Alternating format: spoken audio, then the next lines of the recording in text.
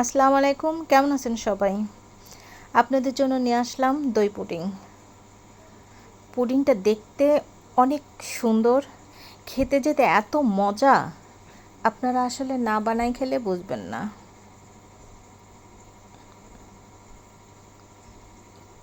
চলুন রেসিপিটি দেখি। একটা হাঁড়িতে হাফ কাপ চিনি দিলাম, অল্প একটু পানি, চুলোটা জ্বালিয়ে ক্যারামেল তৈরি করে নিতে হবে।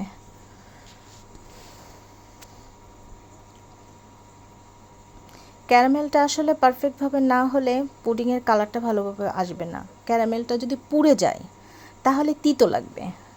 এই জন্য নাড়াচাড়া দিয়ে সুন্দরভাবে ক্যারামেলটা তৈরি করে নিতে হবে।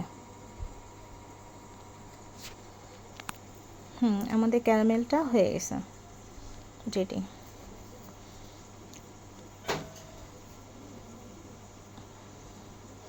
দুইটা ডিম আমরা একটু ফেটাই নিছি,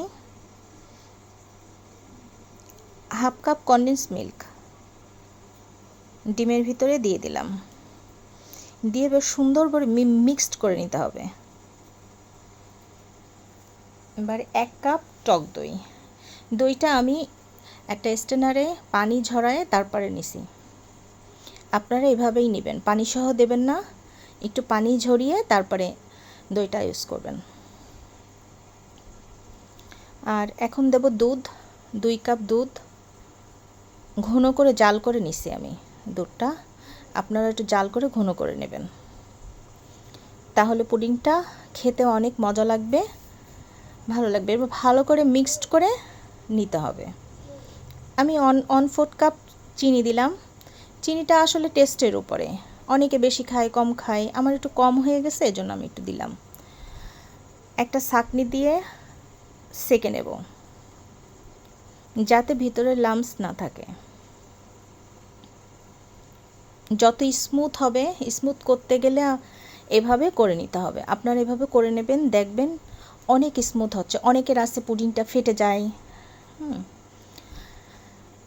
এবার একটা গরম পানির পাত্রের ভিতরে আমরা পুডিংটা বসিয়ে দিলাম 180 ডিগ্রিতে 40 মিনিট অপেক্ষা করলাম। পুডিংটা রেডি। দেখুন পুডিংয়ের কালারটা এত সুন্দর, আর দেখতে যতটা না সুন্দর খেতে তার চাইতেও বেশি অনেক টেস্টি, অনেক মজার। আপনারা সবাই বানাবেন। আর আমার রেসিপিটা যদি ভালো লাগে আমার সাথে থাকবেন, আমাকে একটা সাবস্ক্রাইব করবেন, লাইক দিয়ে আমার পাশে থাকবেন, একটু শেয়ার করবেন। আপনাদের সহযোগিতায় আমি সামনে আগাতে পারবো। সবাই ভালো থাকবেন ইনশাল্লাহ। আসসালামু আলাইকুম।